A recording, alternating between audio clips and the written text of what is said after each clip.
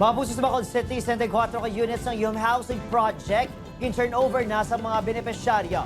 Sa Elite Pedreso nakatuto. Tuman ang pagpasalamat sa mga benepisyaryo nga nakabato na sa housing unit sa idalom sa Yung Housing Project sa Bacolod City nga nahamtang sa Barangay Vista Alegre. Kasubong na lang sa pamilya Aquino kag Puntales nga pila ka beses nga nagasaylo sa boarding house. Gani mabudlay kag mas magastos para sa ila.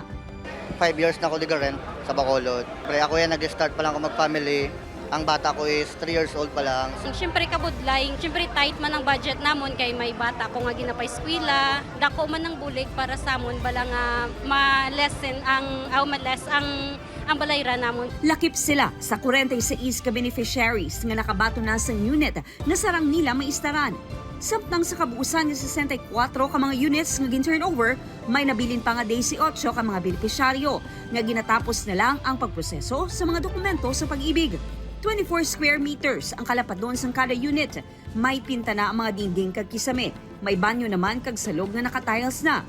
Sunod sa LGU, may mga ginakayo sa ginaproseso nga papeles rason nga pila ka beses nga ginpaisol ang pag-turnover.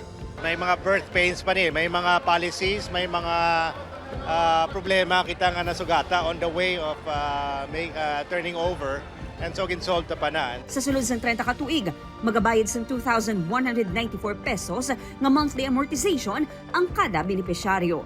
Upod Geruel Manggoy, Aileen Pedreso, 1 Western Visayas.